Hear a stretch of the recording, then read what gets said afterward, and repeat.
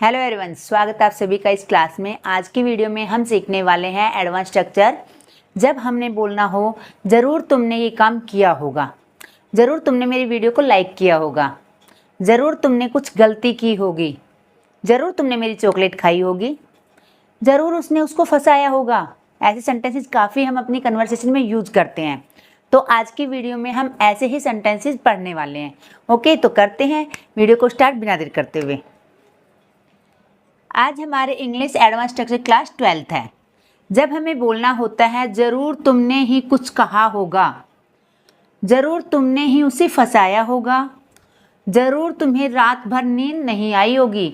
दोस्त की दोस्त से लड़ाई हो गई, जब लड़ाई हो जाती है तो क्या होता है, रात भर नींद नहीं आती है। या किसी से झगड़ा हो जाता है या कोई प्रॉब्लम में फंस जाते तो रात भर नींद नहीं आती है। तो ऐसे सेंटेंस बोलते ज़रूर तुम्हें रात भर नींद नहीं आई होगी, ज़रूर तुमने ही उसे फ़ोन किया होगा। अब इन सभी सेंटेंसेस में आपने देखा होगा एक कॉमन चीज़ है ज़रूर। ओके, और लास्ट में है हमारा होगा, होगी, होगा। अब स्टूडेंट क्या करेंगे, जहाँ पर होगा गागेगी देख के वो समझेंगे ये फ्यूचर का सेंटेंस है, लेकिन ऐसा बिल्कुल नहीं है, ये फ्यूचर का सेंटेंस नहीं है। आप सेंटेंस को ध्यान से देखना और ध्यान से समझना, फिर आप बाद में कहते हैं कि मैम ऐसा नहीं ऐसा आना था, मैम ये नहीं ये यूज होना था। पहले अच्छे से समझिएगा। ज़रूर तुमने ही कुछ कहा होगा, या फ्यूचर की बात नहीं हो रही है। आपने गागेगी पे नहीं जाना है, आपने जो सेंटेंस है उसकी सेंस पे जाना है। आपने काफ़ी बार पढ़ा होगा ज़रूर के लिए हम क्या यूज करते हैं, मॉडल वर्ब मस्ट का यूज करते हैं, आप सभी जानते हैं। तो मस्ट का यूज कब करना है, जब हमें बताना हो पास्ट के बारे में, यानी कि पास्ट के बारे में हम अपना अंदाज़ा लगा रहे हैं कि ज़रूर ये हुआ होगा, यानी जो काम है वो हो चुका होगा, लेकिन प्रेजेंट में हम खड़े होकर पास्ट के अंदाजे के बारे में बात कर रहे हैं। और अंदाज़ा कौन सा है, वो पक्के वाला अंदाज़ा।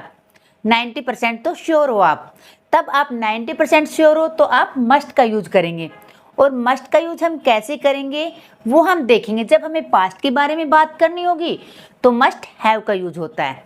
ओके, जब हमें ज़रूर की बात करनी है तो मस्ट का यूज होगा। अगर हमें पास्ट के बारे में बात करें और अंदाज़ा लगाना है तो मस्ट हैव का यूज होगा। ठीक है, पहले अगर आप कॉन्सेप्ट को अच्छे से समझ लेते हैं तो आपके लिए ईजी हो जाता है आगे के सेंटेंसेस को बनाना। पहले हम स्ट्रक्चर देख लेते हैं कैसे वर्क करेगा। पहले आएगा सब्जेक्ट, उसके बाद आएगा must, have, V3 plus object. ये हमारा सेंटेंस बनाने का स्ट्रक्चर होगा, फॉर्मूला होगा। आपने पढ़ा होगा मस्ट क्या है, एक मॉडल वर्ब है, और मॉडल वर्ब हमेशा क्या लेते हैं, V1 लेती है। तो हैव क्या है, V1 है, इसकी कंडीशन पूरी हो गई। अब हैव क्या लेता है, थर्ड फॉर्म लेता है, इसकी कंडीशन भी पूरी हो गई। जब हमें बोलना हो ज़रूर ये काम किया होगा, ज़रूर ये काम हुआ होगा, ज़रूर तुमने ही कोई गलती की होगी, ज़रूर तुमने ही उसे परेशान किया होगा। कई बार हम अपनी कन्वर्सेशन में ऐसे सेंटेंसेस यूज़ करते हैं। अगर मैं आपको यहाँ मॉडल वर्ब पढ़ाने लग जाती तो आपको अच्छे से समझ नहीं आने वाला था। आप है ना बर्डन लेके पढ़ते, यार मस्ट हैव ये तो मॉडल वर्ब है, ये तो हमें आता है। अगर मैंने आपको स्ट्रक्चर के हिसाब से पढ़ाया तो आपको अच्छे से समझ आ रहा होगा कि जब हमें ये ऐसे सेंटेंसेस बोलने होते हैं तो क्या मस्ट हैव का यूज होता है। जब भी हम किसी भी ग्रामर पार्ट को सीखते हैं तो उसे अपने प्रैक्टिकल लाइफ से रिलेट करके सीखें। इससे होगा क्या, जो हम अपने प्रैक्टिकल लाइफ में बोलते हैं ना, उसी तरीके से आपको ग्रामर के जो रूल है वो लगाने आ जाएंगे और आपको यूज करना आ जाएगा कि अच्छा इसको यूज करके ऐसे सेंटेंसेस बनते हैं। बस यही मेरा मकसद है, आपको ईजी तरीके से सिखाना। क्योंकि टॉपिक कोई भी पढ़ा लो, एक तरीके से आप किसी भी टॉपिक को पढ़ते हो, लेकिन टॉपिक को पढ़ने का इंटरेस्ट जब आता है जब हम उसको ईजी करके पढ़ते हैं। बस मैं यही चाहती हूँ, आपको ईजी वे में इंग्लिश सिखाना। अब आते हैं अपने टॉपिक पे। एक बात मैं और बता दूँ आपको, जो आपने कमेंट्स किए थे वो मैंने देखे भी पढ़े भी। उनमें से कुछ कमेंट्स मुझे ऐसा लग रहा है कि उनमें काफ़ी स्टूडेंट को डाउट है। मैं वीडियो के लास्ट में उस डाउट को भी क्लियर करने वाली हूँ। ओके, तो वीडियो में लास्ट तक बने रहिएगा। अब ये देख लिए हमने, ये हमारा स्ट्रक्चर हो गया। ठीक है, अब ये सेंटेंस हमने कहा ज़रूर ये काम हुआ होगा। अगर आपको बोलना हो, ये तो आ जाता हमारा 90% आप श्योर हो। अगर आप 90% नहीं 50% हो तो आप मे हैव का यूज करेंगे। ओके, अगर आप वुड हैव का यूज कर सकते हैं, यानी श्योरिटी कम है। अगर आप शायद वर्ड का यूज करते हो, शायद ऐसा हुआ होगा, तो आप माइट हैव का यूज करेंगे। आई होप यहाँ तक सभी को क्लियर है। जब आप श्योर हो तो आप मस्ट हैव का यूज करेंगे, जब आप इससे कम श्योर हो तो मे हैव का यूज करेंगे, इससे कम हो तो वुड हैव का यूज करेंगे। अगर आ जाता है वाक्य में शायद, तो आप माइट हैव का यूज करेंगे। ओके, यहाँ मैं आपको कोई भी मॉडल वर्ब के हिसाब से नहीं पढ़ा रही हूँ, ये आप ध्यान रखना। फिर आप बोलेंगे मैम ऐसे नहीं, ऐसे होना था। हम केवल यहाँ एक स्ट्रक्चर को यूज करना सीख रहे हैं, उसके बाद हम दूसरे स्ट्रक्चर पे आएंगे। ओके, ये तो आगे आपको यूज करना कि हमें कैसे यूज करना है। अब हम बनाते सेंटेंस।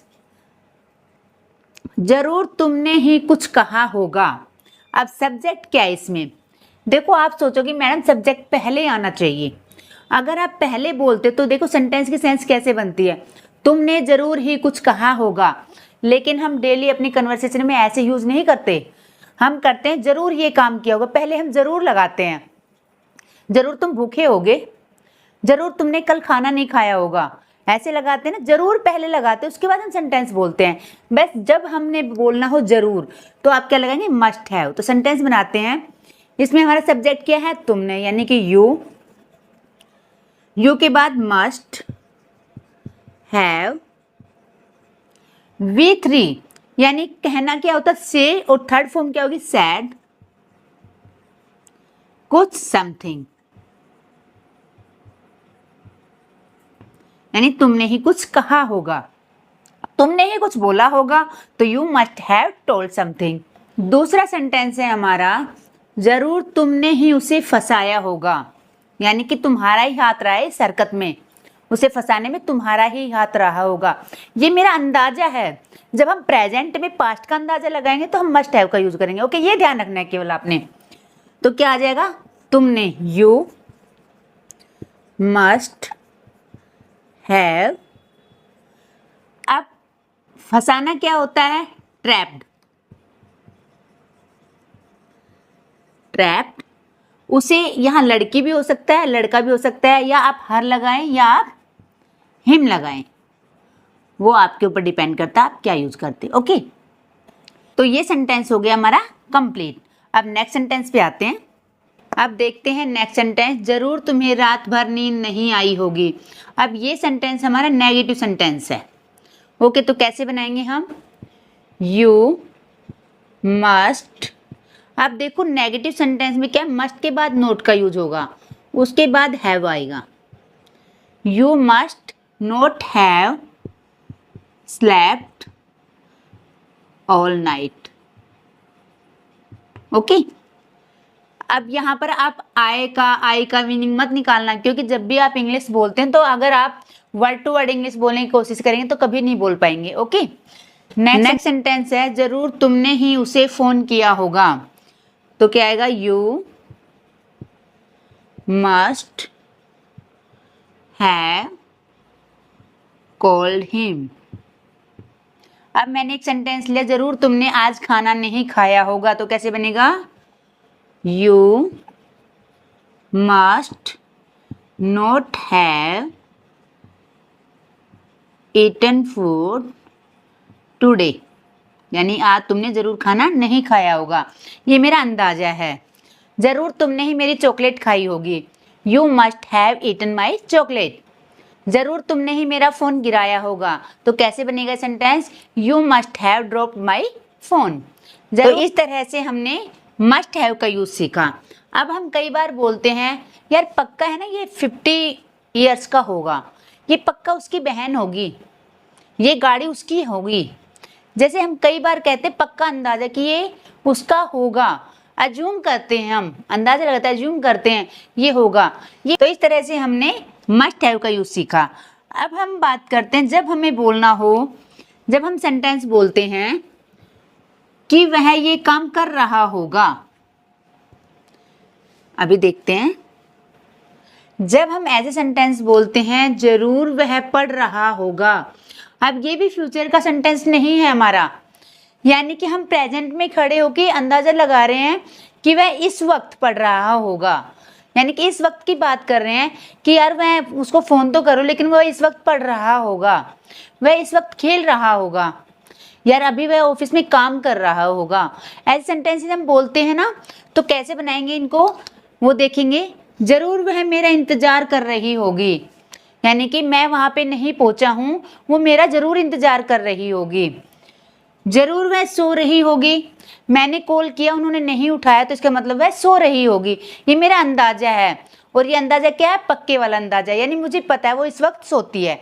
तो इस टाइप के क्वेश्चन में हम कैसे बनाएंगे, सब्जेक्ट, उसके बाद हम मस्ट बी का यूज करेंगे, और मस्ट बी के साथ क्या आता है, V1 plus ING plus object. ये हमारा सेकंड स्ट्रक्चर होगा। इसके बेस पे हम ऐसे सेंटेंसेस को बनाएंगे। फर्स्ट सेंटेंस है हमारा, जरूर वह पढ़ रहा होगा, यानी कि मेरा पक्का अंदाजा है कि वह इस टाइम पढ़ रहा होगा। तो कैसे बनाएंगे, he must be reading. Now भी लिख सकते हो, एट द टाइम भी लिख सकते हो, वो आप पे डिपेंड करता है आप कैसे सेंटेंस को बोलना चाहते हैं। नेक्स्ट सेंटेंस है हमारा, जरूर वह मेरा इंतजार कर रही होगी। तो क्या आएगा, she must be waiting for me, यानी मेरे लिए इंतजार कर रही होगी। जरूर वह सो रही होगी, तो क्या बोलेंगे हम, she must be sleeping at that time या एट द मोमेंट, जो भी आप बोलना चाहेंगे। इस तरह से हमने दो तरीके के सेंटेंस बनाने सीखे जो मस्ट से बनते हैं। ओके, अगर मैं आपको ग्रामर का एक पार्ट पढ़ाती तो आपको अच्छे से समझ नहीं आता, क्योंकि किसी भी पार्ट को पढ़ो आप उसको अपनी प्रैक्टिकल लाइफ से रिलेट करके पढ़िएगा तो आपको इजीली समझ आ जाएगा। अब बात आ जाते हैं हम अपने कमेंट्स पे। 2-3 दिन पहले मैंने एक वीडियो अपलोड की थी, उसमें मैंने आपसे एक सेंटेंस बनाने के लिए बोला था कि वीडियो को देख कर जाना। काफ़ी स्टूडेंट्स ने उसमें कमेंट्स में आंसर किया, लेकिन मैंने जो भी ऑब्जर्व किया उसमें क्या निकला कि काफ़ी बच्चे इसमें कंफ्यूज हैं कि हम सीइंग लगाएं, वॉचिंग लगाएं या हम लुकिंग लगाएं। डिफर तरीके से सबने सेंटेंसेस को बनाया। मैं इस कंफ्यूजन को दूर किए देती हूँ पहले आपके कि कहाँ पर हमने सी का यूज करना है, कहाँ पर हमने लुक का यूज करना है और कहाँ पे वॉच का यूज करना है। तीनों का मीनिंग ही क्या होता है, देखना। आपने काफ़ी बार पढ़ा होगा, कॉमन वर्ड है हमारा देखना। तो इन तीनों का ही मतलब क्या होता है, देखना। अब इनको कहाँ यूज करें, सी का यूज कहाँ करें, लुक का यूज कहाँ करें और वॉच का यूज कहाँ करें, ये समझने वाली बात है, ताकि आगे आप फ्यूचर में कभी भी इसमें कंफ्यूज ना हो। सी का यूज हम वहाँ करते हैं जब हमने किसी को देखा, जैसे रास्ते में हम जा रहे हैं और हमने किसी को देखा और देखकर हम भूल गए कि हमने देखा है, और वो बंदा नेक्स्ट टाइम हमें मिलता है तो हम सोचते हैं यार मैंने इसे कहीं देखा है, तो हम सी का यूज करेंगे इस कंडीशन में कि हमने कोई चीज़ ऐसे ही देखी रैंडमली और हम भूल गए। ओके, समझ आया आपको? मैं बिल्कुल इजी भाषा में आपको समझाने की पूरी कोशिश कर रही हूँ। उसके बाद लुक, लुक का मतलब देखना नहीं होता, दिखाना होता है। जैसे मैंने कहा look at the board, look at there, look at me. जैसे हम किसी को कोई चीज़ दिखा रहे हैं तो उसके लिए हम लुक का यूज करेंगे। क्लियर? उसके बाद आते हैं वॉच। वॉच का यूज हम तब करेंगे जब हम अपने सिक्स सेंस यानी कि ऑर्गन्स का यूज करते हैं। हम किसी चीज़ को ऑब्जर्व करते हैं, पूरी तरीके से ऑब्जर्व करते हैं। अब जो वीडियो देख रहे हो आप, ऐसे तो है नहीं कि एक बार देखी फिर ऐसे इधर उधर बस भूल गए, नहीं, आप ऑब्जर्व कर रहे हैं कि मैडम क्या पढ़ा रही हैं, कौन सा स्ट्रक्चर का यूज कर रही हैं, किस वर्ड को कैसे बोल रहे हैं, किसका मीनिंग क्या होता है। तो ये क्या है, हमारे जो ऑर्गन्स है वो काम कर रहे हैं।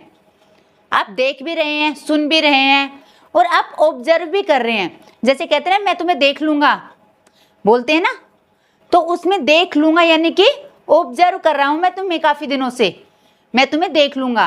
तो उस टाइप में ऑब्जर्व करने के टाइप में आप वॉचिंग का यूज करेंगे यानी कि वॉच का यूज करेंगे। अगर आप इसकी फोर्थ फॉर्म लगा दे तो वॉचिंग का यूज करेंगे। आई होप क्लियर हो गया होगा तीनों जो वर्ड है हमारे कि सी कहाँ लगाना है, लुक कहाँ लगाना है और वॉच कहाँ लगाना है। ये काफ़ी स्टूडेंट्स को इसमें कन्फ्यूजन थी।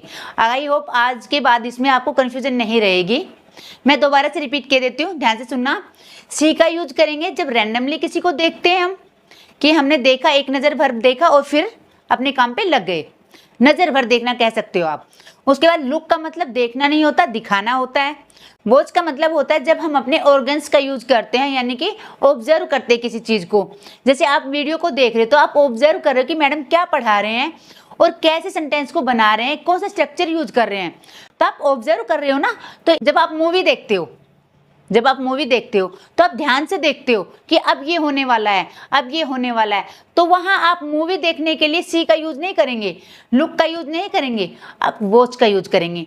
आई होप ये क्लियर आपको हो गया होगा। अगर वीडियो आपको अच्छी लगी और मेरे पढ़ाने का तरीका आपको अच्छा लगता है तो वीडियो को लाइक करके शेयर जरूर करिएगा, और मिलते हैं नेक्स्ट वीडियो में। तब तक के लिए राधे राधे।